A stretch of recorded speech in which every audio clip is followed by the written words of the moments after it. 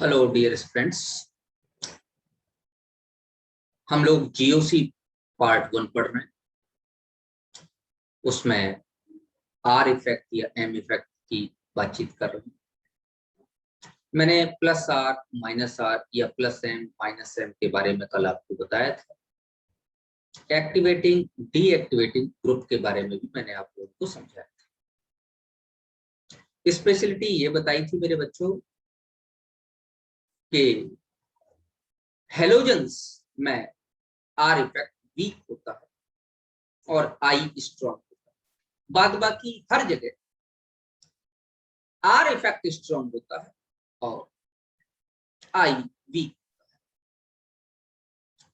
Halogens plus R group है, lone pair donate कर सकते हैं। उसके बाद भी इनका माइनस आई इतना ताकतवर होता है कि रेजोनेंस वीक पड़ जाता है और प्लस आर होने के बाद भी ये डीएक्टिवेटिंग टेंडेंसी रखता है। किसके लिए डीएक्टिवेटिंग होते हैं? Towards aromatic electrophilic substitution reaction. Aromatic electron स्नेही प्रतिस्थापन अभिक्रिया के प्रति वे सक्रियकारी प्रभाव प्रदर्शित करते हैं, जबकि करना नहीं चाहिए। जितने भी प्लस आर है उन सबको सक्रियकारी होना चाहिए, परंतु ये प्लस आर तो है परंतु वे सक्रियकारी। माइनस आर सारे के सारे वे सक्रियकारी। प्लस आर सारे ऑर्थो और पैरा डायरेक्टिव, माइनस आर सारे के सारे मेटा डायरेक्टिव। वैसे तो बहुत कम रेट है इलेक्ट्रोफिलिक सब्स्टिट्यूशन देने का, और देते भी हैं तो मेटा पोजीशन पे जाके अटैक। इसका एक क्वेश्चन मैंने आपको कराया था, rate aromatic electrophilic substitution reaction निकालना। एक दो क्वेश्चन और करा रहा हूं, आप देखिए। तो हमको क्या निकालना, हम यहां से निकालना चाहते हैं। क्वेश्चन ये है, rate of aromatic electrophilic substitution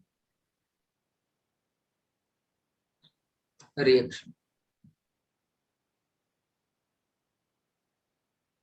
aromatic electron स्नेही प्रतिस्थापन अभिक्रिया देने की दर, यही निकालना चाहते हैं। देखिए जरा ध्यान से। Number first,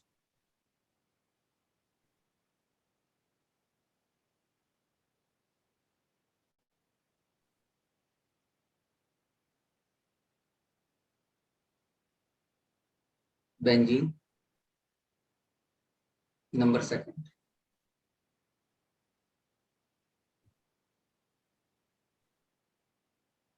chlorobenzene. Number third,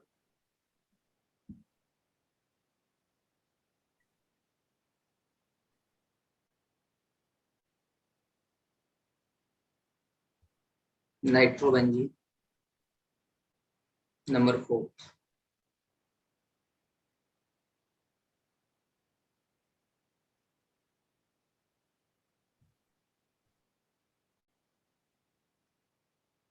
benzoic acid.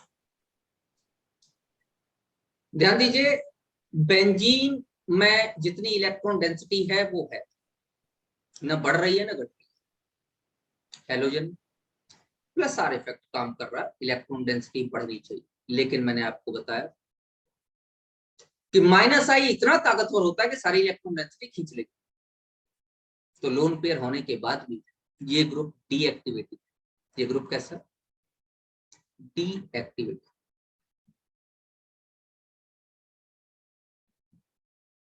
और यही नहीं, इन सभी में जो भी ग्रुप लगे हैं वो डीएक्टिवेटेड। मैं ये कह सकता हूं माइनस आर, इसमें प्लस आर लगा लेकिन डीएक्टिवेटिंग। ये माइनस आर है और ये भी माइनस आर। हेलोजन ही एक ऐसे हैं जिनमें प्लस आर होने के बाद भी डीएक्टिवेटिंग नेचर। तो इसका मतलब बेंजीन के कंपैरिजन में ये सभी लो रेट शो करें। किसका? एरोमेटिक इलेक्ट्रोफिलिक सब्स्टिट्यूशन रिएक्शन का। एरोमेटिक इलेक्ट्रॉन स्नेही प्रतिस्थापन अभिक्रिया के प्रति ये विसकणकारिता प्रदर्शित है। सबसे ज्यादा माइनस चार्ज जिसका होगा वो सबसे ज्यादा विसकणकारिता प्रदर्शित करेगा, मतलब नहीं देगा। थोड़ा कम होगा तो थोड़ी पॉसिबिलिटी बढ़ जाएगी, और कम होगा और पॉसिबिलिटी बढ़ जाएगी। तो सबसे कम पॉसिबिलिटी जो है वो थर्ड की, क्योंकि NO2 में -R सबसे ज्यादा। उसके बाद पॉसिबिलिटी फोर्थ की, क्योंकि NO2 के बाद नंबर आता है COOH। उसके बाद सेकंड की, क्योंकि ये +R जरूर है लेकिन डीएक्टिवेटिंग है, विसकणकारी। और उसके बाद नंबर आता है 1।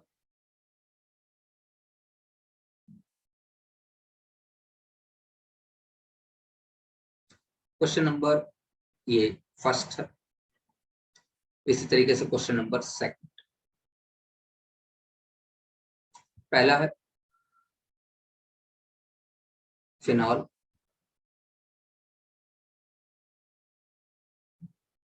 दूसरा है फिनॉक्साइड आयन। और मेरे बच्चे आपसे एक पूछ रहा है, इन दोनों में जल्दी ना इलेक्ट्रॉन स्नेही प्रतिस्थापन, एरोमेटिक इलेक्ट्रॉन स्नेही प्रतिस्थापन अभिक्रिया जल्दी कौन दे देगा? OH में लोन पेयर है और प्रबलतम +R, NH2 से छोटा है +R इसका, लेकिन काफी ताकत। अच्छा, इसमें क्या है? दो लोन पेयर है और एक निगेटिव चार्ज और एक्स्ट्रा। तो इसका मतलब इसकी सकणकारिता, फिनॉक्साइड आयन की सकणकारिता, ये फिनॉक्साइड आयन,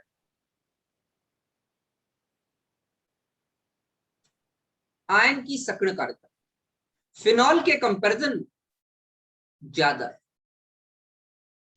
तो इसका मतलब ये रिंग पे ज्यादा मात्रा में इलेक्ट्रॉन दे देगा इन कंपैरिजन टू फिनॉल। तो फिनॉक्साइड आयन ज्यादा सकणकारी होगा in comparison to that of phenol.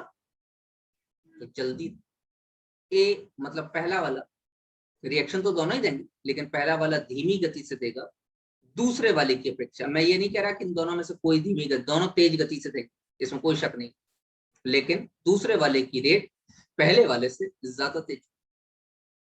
तो ध्यान रखिएगा, फिनॉक्साइड आयन अधिक सकणकारी हो जाएगा इन कंपैरिजन टू फिनॉल।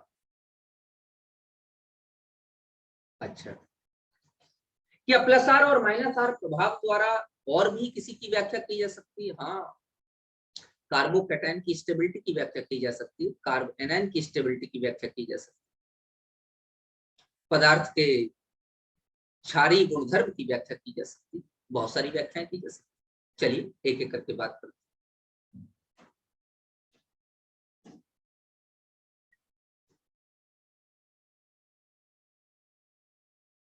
याद कर लो, अगर +R हो, वैसे मैंने ये ट्रिक पहले भी बताई थी, प्लस वाला प्लस की स्टेबिलिटी बढ़ाए तो स्टेबिलिटी ऑफ कार्बोकैटायन बढ़ती जाएगी। और अगर -R हो तो क्या होगा अपने आप बताओ? स्टेबिलिटी ऑफ कार्ब एनायन बढ़ता जाए। तो +R में कार्बोकैटायन की स्टेबिलिटी बढ़ रही है, -R में कार्ब एनायन की स्टेबिलिटी बढ़ रही है। ये बात ध्यान रख, बस अपना काम हो जाएगा। भाई +R इलेक्ट्रॉन डेंसिटी बढ़ाए, अगर बगल वाले परमाणु पर इलेक्ट्रॉन डेंसिटी बढ़ाएगा तो कार्बोकैटायन की स्टेबिलिटी बढ़ाए। -R बगल वाले परमाणु से इलेक्ट्रॉन डेंसिटी खींच के ले जाएगा, तो कार्बोकैटायन की स्टेबिलिटी कैसे बढ़ाएगा? कार्ब एनायन की बढ़ाएगा, क्योंकि चार्ज डेंसिटी एनायन की कम कर दे। तो चलिए एक दो एग्जाम्पल देख लेते। अच्छा, यहाँ एक नोट ध्यान रखो,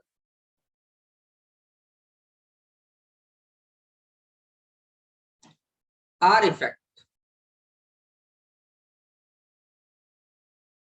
is only applicable on ortho para positions and not on Meta positions.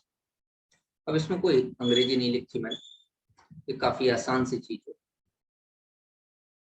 नहीं तो मैं हिंदी में लिख देता।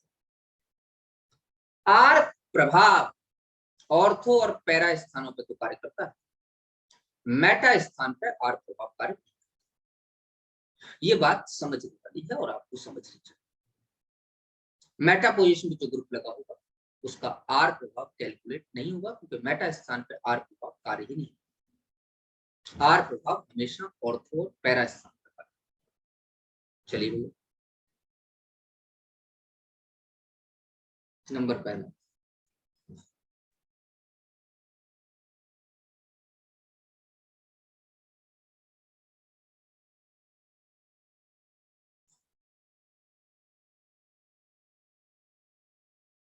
पैरा पोजीशन मैंने OH लगा। नंबर दूसरा,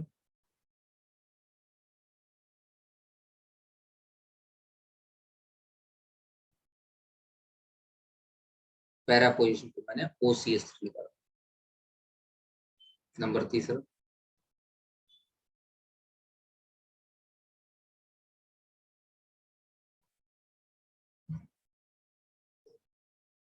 पैरा पोजीशन को मैंने Cl लगा। नंबर चौथा,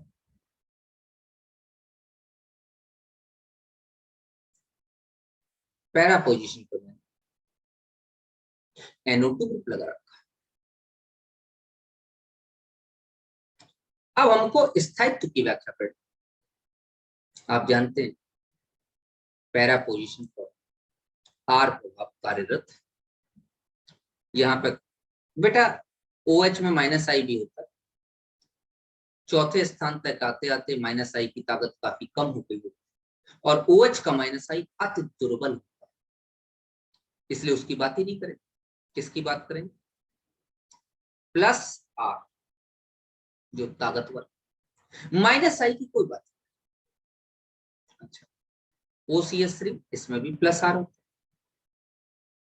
है, -I होता है, हाँ होता है, अति दुर्बल, उसकी बात नहीं करेंगे। यहां पर Cl है, Cl में कौन सा प्रभाव होता है? Cl में प्लस R प्रभाव होता है,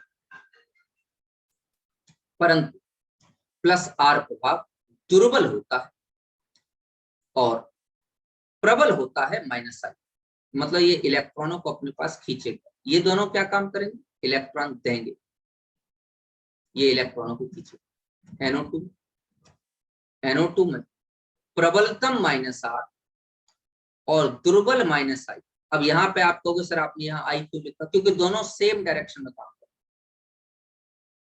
आप चाहो तो यहाँ लिख सकते हो, मुझे कोई दिक्कत नहीं। -R -I यहाँ लिख सकते हो, -I यहाँ तो -I ही काम कर रहा है, प्लस R अति दुर्बल। तो ये नीचे वाले क्या है? Very weak. ये नीचे वाले क्या है? Very weak. यहाँ ये नीचे वाला क्या है? Very weak. तो मेन जो इफेक्ट काम कर रहा है वो कौन सा है? वो ऊपर वाला। यहां ये भी very weak, -I very weak, मैं मना नहीं कर रहा, लेकिन दोनों माइनस के ही है, तो दोनों समान दिशा में काम कर रहे हैं, मतलब इलेक्ट्रॉनों को खींचने का काम कर रहे हैं। थोड़ी बहुत भी ताकत लगा रहा हो, बहुत कम, फिर भी लगा तो रहा है। तो अगर इलेक्ट्रॉन यहां से खींच लोगे तो इस कार्बन पर धन आवेश की मात्रा बढ़ जाएगी। कार्बन पे अगर धन आवेश की मात्रा बढ़ गई तो आवेश घनत्व बढ़ गया, और अगर आवेश घनत्व बढ़ गया तो स्थायित्व घट गया। तो सबसे कम स्थायी होगा चौथा, चौथे के बाद तीसरा, क्योंकि दोनों -I और -R काम कर रहे हैं चौथे पर, और तीसरे पर सिर्फ -I काम। प्लस R काम कर रहा है, स्थायित्व बढ़ाना चाहिए, लेकिन मैंने कहा प्लस R की ताकत बहुत कम, इसलिए यहां पर स्थायित्व नहीं बढ़ी। उसके बाद इन दोनों में प्लस R काम कर रहा है, ये इलेक्ट्रॉन दे, अब इस पे पॉजिटिव चार्ज है और इलेक्ट्रॉन आ रहा है, मतलब पॉजिटिव चार्ज कम हो जाएगा। अगर चार्ज कम होगा तो स्टेबिलिटी बढ़ेगी। कल मैंने बताया था कि OH का प्लस R OCH3 से ज्यादा होगा, तो इसका मतलब इसके बाद सेकंड, यहाँ स्थायित्व तो बढ़ेगा काफी अच्छी मात्रा में, और सर्वाधिक स्थायी होगा फर्स्ट।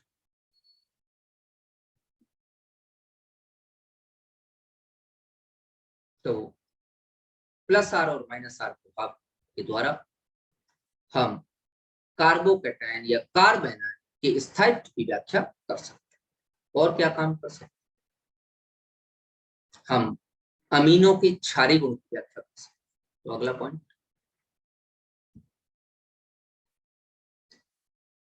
Basic nature of एमिन्स।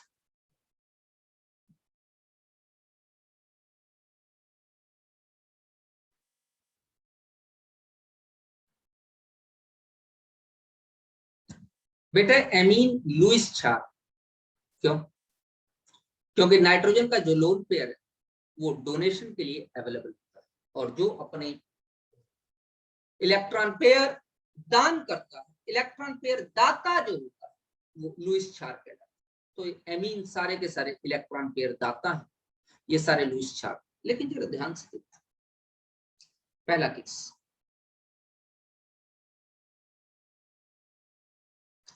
अनुनाद प्रभाव कहाँ काम करता है भाई? इसमें NH2 लगा हुआ है, इसको एनिलीन कहते हैं। नंबर दूसरा,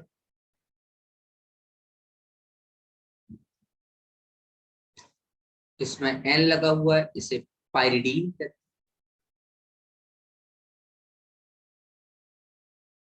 हैं। NH2 लगा है, एनिलीन। नंबर तीसरा,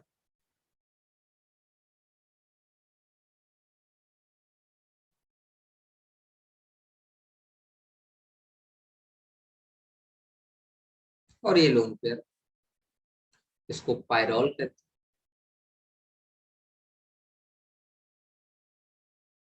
नंबर चौथा,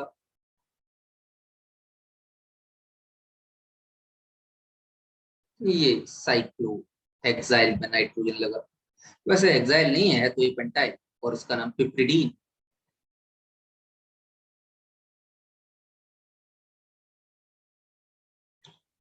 लिखेंगे इसका IUPAC नाम एजा साइक्लोहेक्सेन, नाइट्रोजन को भी गिना जाए।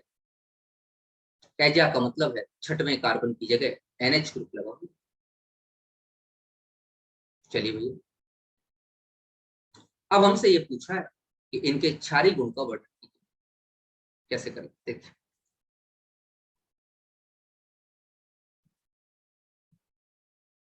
बेटा ध्यान दीजिएगा,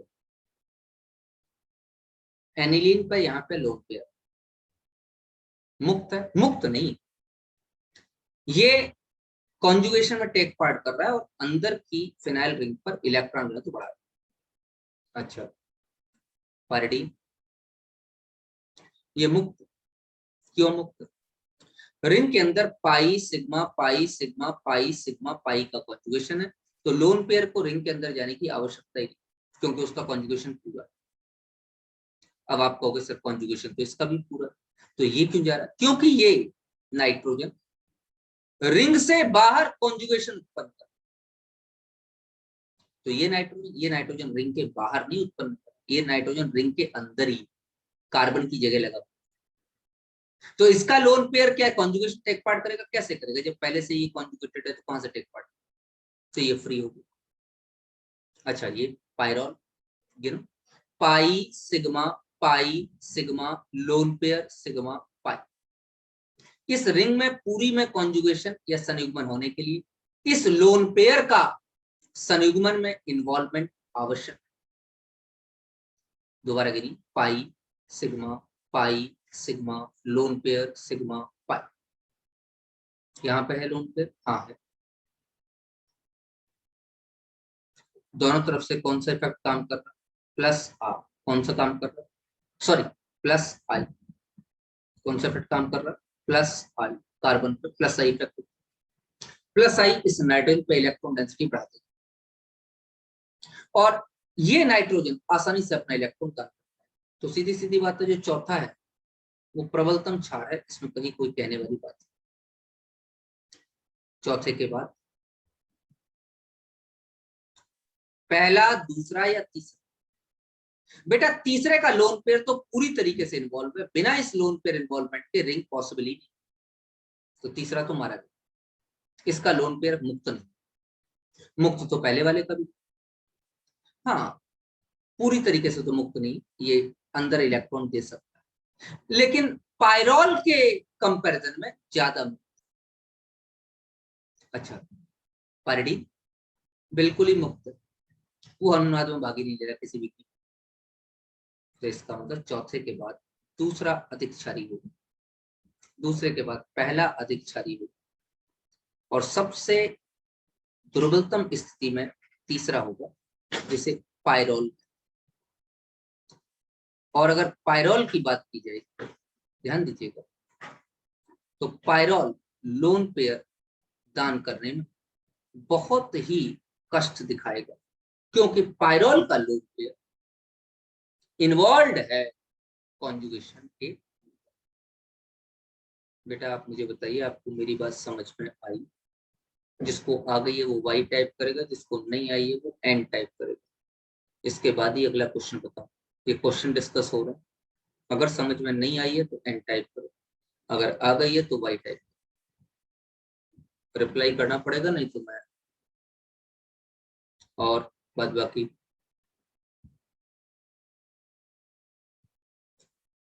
कुछ बच्चे हैं जिन्हें समझ में आ गई है, कुछ बच्चे हैं जिन्हें समझ में नहीं आई है। मैं दोबारा से समझा रहा हूँ, दोबारा से समझिए। लेकिन कुछ बच्चे ऐसे भी हैं जो न्यूट्रल बैठे हुए हैं, इनर्ट गैस, उन पर किसी भी प्रकार का कोई प्रभाव नहीं पड़ रहा, वो वाई और एन भी टाइप नहीं कर पा रहा। जैसे राजकुमार जी, ये राजकुमार जी मेरी शीट पर वाई टाइप कर रहा है। राजकुमार जी आपको समझ में आ गया, मैं प्रसन्न हुआ, लेकिन मेरी शीट पर वाई टाइप कृपया कर मत कीजिए। चलिए मैं इसको हटाता हूँ।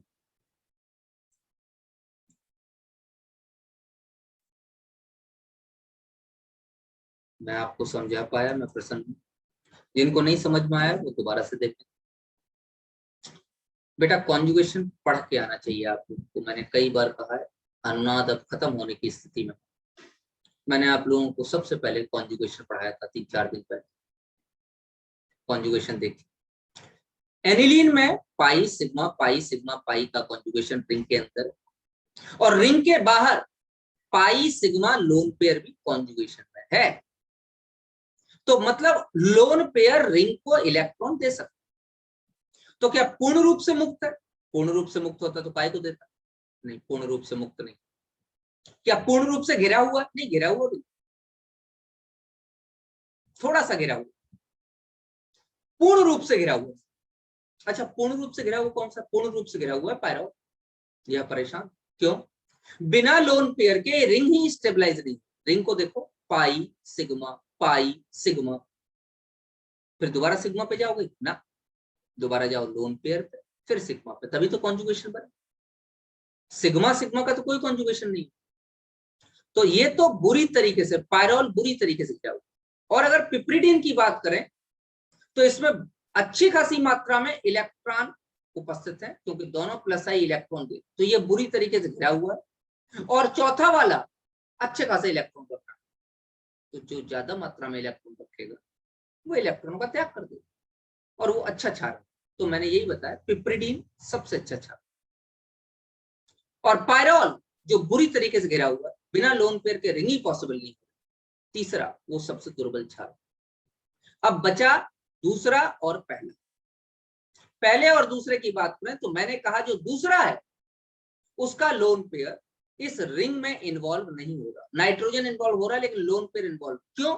क्योंकि रिंग में पहले से ही पूरा कॉन्जुगेशन है, pi sigma pi sigma pi sigma pi, इसलिए नाइट्रोजन का लोन पेयर मुक्त है पूरी तरीके से। एनिलीन का मुक्त है लेकिन पूरी तरीके से नहीं। क्यों? क्योंकि ये रिंग के पाई के साथ लोन पेयर का कॉन्जुगेशन क्रिएट कर रहा है, लोन पेयर सिग्मा पाई। तो ज्यादा मुक्त कौन सा है? पायरिडीन।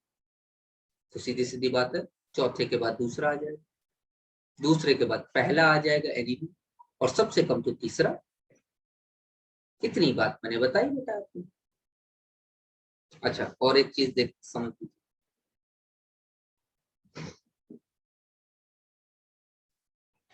एक मिनट। निकिता, अरे बेटा ऐसा करोगे क्या? हाँ, उस समय बोलना चाहिए था। चलो दोबारा समझाते। निकिता, आप कल थे क्लास में? प्लस आर माइनस आर प्रभाव, यस और नो? ठीक, बढ़िया। OH पे प्लस आर है, OCH3 पे प्लस आर और Cl पे प्लस आर। लेकिन Cl का प्लस आर बिल्कुल भी प्रभावी नहीं होता, और इसीलिए उस पर जो कार्य करने वाला प्रभाव है वो माइनस आर। अपने आप बताओ, माइनस वाले प्रभाव, माइनस वाले समय कार्ब धनायन को स्थापित देंगे या कार्ब ऋणायन? जल्दी बताइए। एनायन को या कैटायन? Anion, cation. एनायन को। जितने भी माइनस आई वाले, माइनस वाले सारे के सारे एनायन को स्थायित्व देंगे, और प्लस वाले सारे के सारे कैटायन को स्थायित्व देंगे। इसमें क्या प्रॉब्लम? कोई समस्या है? अब समझ में आ गया? जितने भी प्लस वाले प्रभाव वो सारे के सारे कैटायन को स्थायित्व, जितने भी माइनस वाले प्रभाव वह सारे के सारे एनायन को स्थायित्व। तो आप सबसे ज्यादा ताकतवर प्लस आर किस में है ये बताइए? OH में, OCH3 में या Cl? किस में सबसे ज्यादा ताकतवर प्लस आर है? OH। प्लस आर की जो श्रेणी कल मैंने बताई थी उसमें OH का मान सबसे ज्यादा। इन तीनों में OH से भी ज्यादा किसी का प्लस आर होता है, हाँ, NH2। NH2 से ज्यादा किसी का प्लस आर होता है, हाँ, O निगेटिव का। O निगेटिव से ज्यादा किसी का प्लस आर होता है, हाँ, NH निगेटिव का प्लस आर O निगेटिव से भी ज्यादा होता है। तो सर्वाधिक प्लस आर इन सब में किसका है? OH। अगर सर्वाधिक प्लस आर है तो सर्वाधिक मात्रा में स्थायित्व उत्पन्न कर देगा। तो OH क्या काम करेगा बताइए? नहीं, सबसे ज्यादा स्थायी कर देगा इस कार्बन, क्योंकि पैरा पोजीशन पर है, और ऑर्थो और पैरा पोजीशन पर आर प्रभाव कार्य करता है। ये मैंने आपको समझा। निकिता आप समझ? सर लेकिन OCH3 में तो CH3 भी O को दे, ऑक्सीजन को दे रहा है, तो उसमें। बहुत प्यारा सवाल पूछा है मेरे बेटे, बहुत अच्छा सवाल पूछा है आपने। अब आप दिमाग लगा रहे हो, ये मुझे बहुत अच्छा लगा। देखो देखो ये बच्ची क्या कह रही है, बहुत प्यारा सवाल पूछ रही है। Very good, God bless you. बहुत प्यारा सवाल पूछा। ये सवाल पूछना चाहिए था बच्चों को, लेकिन अधिकतर बच्चे पूछते नहीं है। ध्यान दो, OH और OCH3। ये बच्ची ये कहना चाहती है CH3 का प्लस आई भी ऑक्सीजन को इलेक्ट्रॉन दे रहा है और O भी दे रहा है, तो OCH3 का प्लस आर ज्यादा होना चाहिए, ऐसा है। आप जो दिमाग लगा रहे हो बिल्कुल सही लगा रहे हो, मना नहीं कर रहा, लेकिन जो प्रैक्टिकल अप्रूव्ड हमारे पास नॉलेज है वो नॉलेज ये कहती है कि प्लस आर प्रभाव OH का ज्यादा है। ध्यान देना बेटा, दोनों बातें पूछी गई हैं, नीट के एग्जाम में पूछी गई हैं दोनों बातें। और माइनस आई प्रभाव OCH3 का ज्यादा है, ये बात मैंने लिखाई भी है पिछले अपने लेक्चर्स में। और लेकिन ये जो आपने अकल लगाई है बहुत अच्छी लगाई, लगाना चाहिए इस तरीके से कि सर इसका ऐसे। लेकिन ध्यान रखना, जो प्रैक्टिकली अप्रूव्ड हमारे पास सीरीज है उस सीरीज को हमको ध्यान ही रखना पड़ेगा। बेटा ये सवाल पूछे जाएंगे आपसे, तो अकल तो आपने सही लगाई, लेकिन प्रैक्टिकल नॉलेज में आप थोड़ा गड़बड़ कर गए। अब मेरी बात समझ में आ रही है? प्लस आर किसका ज्यादा होगा? OH, और माइनस आई किसका ज्यादा होगा? OCH3 का। ये दोनों में अंतर। तो अब बताइए, OH का प्लस आर सबसे ज्यादा है, तो सबसे ज्यादा मात्रा में स्थायित्व उत्पन्न कर देगा। Very good. उसके बाद OCH3। Cl में प्लस आर है लेकिन काम नहीं करता। क्या काम करता है Cl में? माइनस आई, माइनस आई काम करता है। जी हाँ, हेलोजनों में माइनस आई प्रभाव प्लस आर प्रभाव के कंपैरिजन में ज्यादा ताकतवर होता है। तो क्या स्थायी तो बढ़ा देगा या घटा देगा? अरे घटा देगा, बढ़ाएगा कहां से? अच्छा, और NO2 में तो -R है और -EI, मतलब दोनों ही घटा रहे हैं, सत्यानाश कर देंगे इसका। क्लियर हो गया निकिता? आगे बढ़े। Yes sir. Very good. चलो एक क्वेश्चन और करते हैं, बेसिक नेचर ऑफ एमीन्स। अच्छा, उसको क्वेश्चन नहीं, मैं एक लाइन में नोट में लिख देता हूँ, ज्यादा अच्छा रहेगा। जो एलिफेटिक एमीन्स है,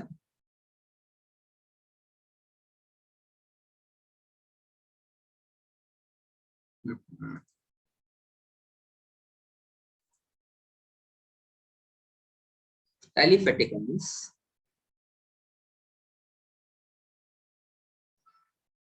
का क्षारीय गुण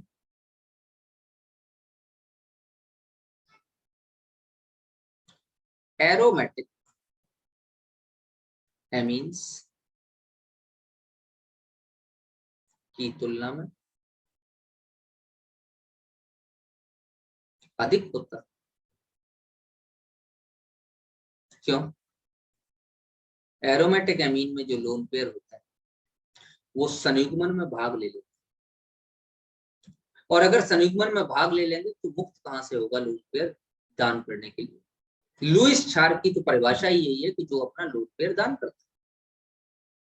ध्यान दीजिए, अगर मैं कहूं CH3CH2NH2 तो ये एलिफेटिक एमीन, और अगर मैं कहूं C6H5NH2 तो ये एनिलीन है, एरोमेटिक एमीन। इसका क्या नाम है? Ethyl amine. इसका नाम है इथाइल एमीन, और इसका नाम है एनिलीन। इथाइल एमीन अधिक क्षारीय एनिलीन। ऊपर एनिलीन आपने पढ़ रखा है, इसका लोन पेयर इस पाई के साथ कॉन्जुगेशन में टेक पार्ट करेगा। तो अगर इस पाई के साथ कॉन्जुगेशन में टेक पार्ट करेगा तो यहाँ बचेगा ही कम। तो इसका मतलब एनिलीन में इलेक्ट्रॉन घनत्व कम हो जाएगा, क्योंकि इसका लोन पेयर कॉन्जुगेशन में टेक पार्ट। जहां पर भी लोन पेयर कॉन्जुगेशन में टेक पार्ट करेगा, क्षारीय घट जाएगा। जितना ज्यादा टेक पार्ट करेगा उतना ज्यादा घट जाएगा।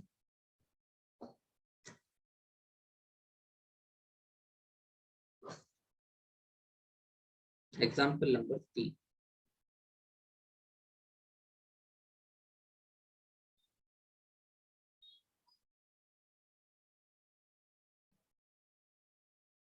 ये है पायरॉल। एक लोन पेयर है और एक हाइड्रोजन पायरॉल।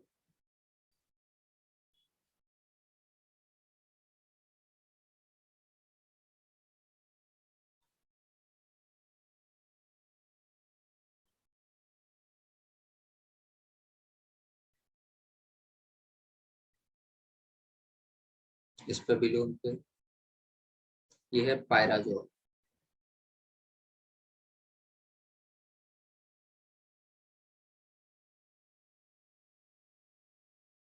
अब आपसे पूछे किसका क्षारीय गुण ज्यादा है, कौन अधिक क्षारीय? ध्यान दो, पायरोल पाई सिग्मा, पाई सिग्मा, लोन पेयर सिग्मा पाई। पायरोल का लोन पेयर इस संयुग्मन में पूरी तरीके से घुला हुआ, मिला हुआ, इससे बाहर नहीं आ सकता। तो क्या ये आसानी से इलेक्ट्रॉन पेयर दान कर सकता है? कहां से करेगा? मुश्किल हो जाएगा इसके इलेक्ट्रॉन पेयर दान कर। पायराजोल पाई सिग्मा, पाई सिग्मा, लोन पेयर सिग्मा पाई। मतलब इस नाइट्रोजन का लोन पेयर तो पूरा घिरा हुआ है, लेकिन इस नाइट्रोजन का लोन पेयर खाली। तो अगर यहां से नहीं दान कर सकता तो यहां से तो दान कर सकता है। बिल्कुल। तो बताइए, पायरोल ज्यादा क्षारीय है या पायराजोल? पायराजोल मोर बेसिक हो जाएगा। किसके कंपैरिजन में? In comparison to pyrrole less basic.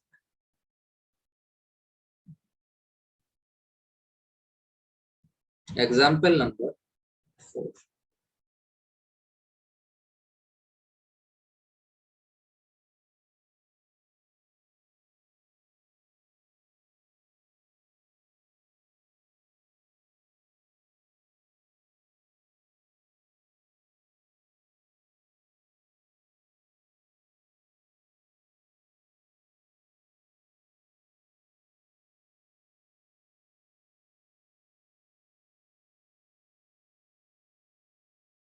ग्वानिडीन,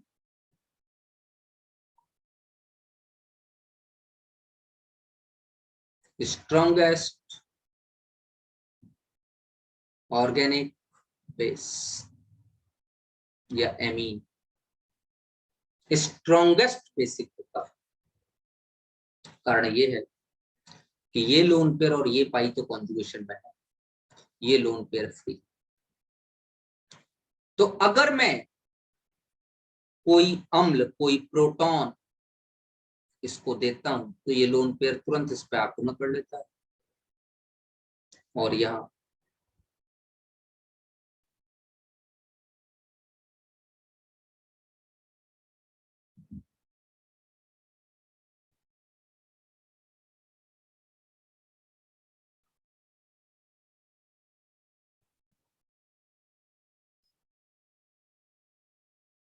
positive बना। बात समझ में आ रही है? लोन पेयर प्रबलतम दाता आसानी से अपना लोन पेयर दान कर सकते। इसके साथ ही ये समान अनुनादिक संरचनाएं बनाएगा। तो प्रोटॉन लेने के बाद अनुनाद द्वारा स्थायित्व प्राप्त कर लेगा, इसीलिए ग्वानिडीन प्रबलतम क्षार है।